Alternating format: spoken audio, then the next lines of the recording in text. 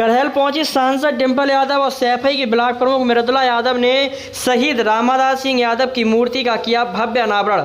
शहीद की शहादत के रूप में शहीद की बहादुरी और बलिदान और स्थायी भावना का उत्सव के रूप में शहीद रामादास सिंह यादव की पुण्यतिथि का शानदार आयोजन किया गया, जिसमें सांसद डिंपल यादव और सैफई के ब्लॉक प्रमुख मृदुला यादव ने शिरकत करते हुए शहीद की मूर्ति का संयुक्त रूप से अनावरण किया। इस अवसर पर कार्यक्रम में पहुंची डिंपल यादव और मृदुला यादव का कार्यक्रम के आयोजक विश्वनाथ सिंह यादव, यदवी सिंह यादव के साथ साथ सभी सैनिक कार्यक्रम गाँव वासियों ने जमकर स्वागत सत्कार किया। पूरे कार्यक्रम को लेकर एक शानदार तरीके से प्रतियोगिता का भी आयोजन किया गया, जिसमें दौड़ प्रतियोगिता का आयोजन किया गया, जिसमें 2400 मीटर की दौड़ रखी गई। 2000 मीटर में सभी वर्गों के लोगों ने हिस्सा लिया और वहीं 400 मीटर की दौड़ में केवल बालिकाओं ने प्रतिभाग किया। पूरे कार्यक्रम को लेकर 2000 की मीटर की दौड़ में 3100, 2100, 1100 रुपये का पुरस्कार रखा गया और वहीं 400 मीटर की दौड़ में 1500, 1500 रुपये का पुरस्कार के साथ साथ सभी को सांत्वना पुरस्कार भी दिया गया। इस अवसर पर बताते चलें कि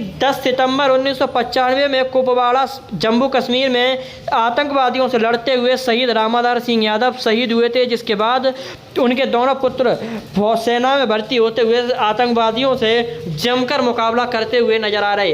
पूरे कार्यक्रम को लेकर सांसद डिंपल यादव ने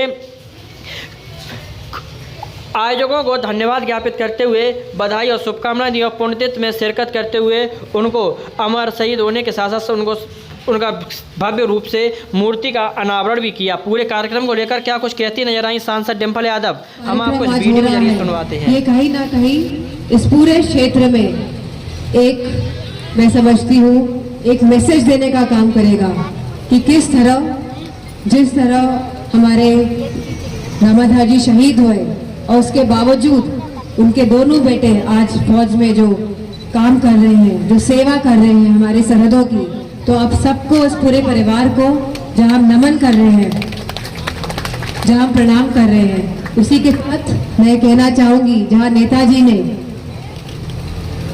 जब फौज में कोई भी जवान शहीद होता था तो उनकी जो पार्थिव शरीर है उसको सही मायनों में श्रद्धांजलि नहीं मिल पाती थी और उनका जो पार्थिव शरीर है वो गांव-गांव तक नहीं पहुंच पाता था। और जब नेताजी को इस बारे में पता चला तो उन्होंने कैबिनेट के माध्यम से उसी वक्त ये प्रस्ताव मंजूर कराया और शहीदों की पार्थिव शरीर पूरे सम्मान से, पूरे राष्ट्र सम्मान से गांव-गांव तक पहुंचना शुरू हुआ।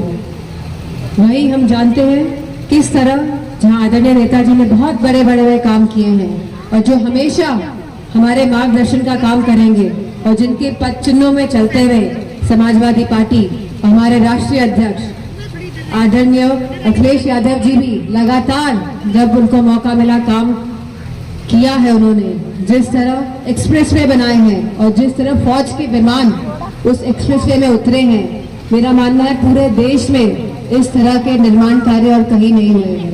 तो उत्तर प्रदेश में जब समाजवादी पार्टी की सरकार आई तो मैं समझती हूँ नए काम के साथ पूरे उत्तर प्रदेश एक एग्जाम्पल बना। जहाँ गुजरात मॉडल की बात होती थी पहले, लेकिन गुजरात मॉडल कोई मॉडल नहीं था, बाकी में कोई मॉडल था तो उत्तर प्रदेश मॉडल था। लेकिन आज पूरे उत्तर प्रदेश में उत्तर प्रदेश का नाम पूरी तरह ध्वस्त करने का कोई किसी ने काम किया है तो भाजपा की सरकार ने काम किया है।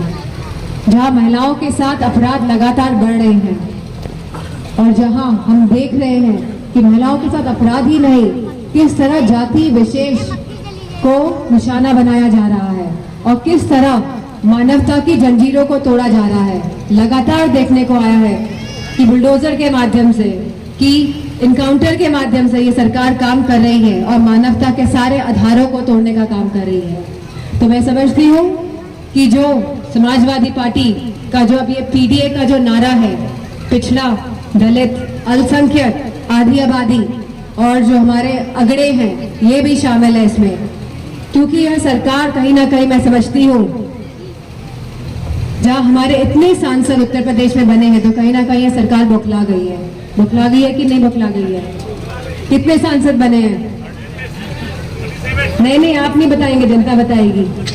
आप नहीं, संगठन के लोग जवाब नहीं देंगे, आप लोग बताइए कितने सांसद समाजवादी पार्टी के बने? कितने? 37? पक्का? महिलाएं बताएं कितने सांसद बने, क्योंकि आप लोग वोट डालने जाते हो और आपकी बहुत बड़ी भागीदारी होती है किसी को भी सरकार में लाने के लिए या सांसद बनाने के लिए। तो बताइए कितने बने हैं? हाँ, 33।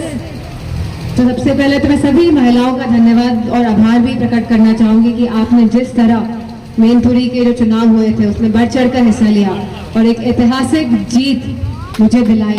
तो मैं आप सबका बहुत बहुत आभार और धन्यवाद देती हूँ। और लगातार हमारी कोशिश रहेगी कि हमारी मैनपुरी जैसे नेताजी के समय आगे बढ़ती रही, यहाँ विकास में कोई भी रुकावट नहीं आए।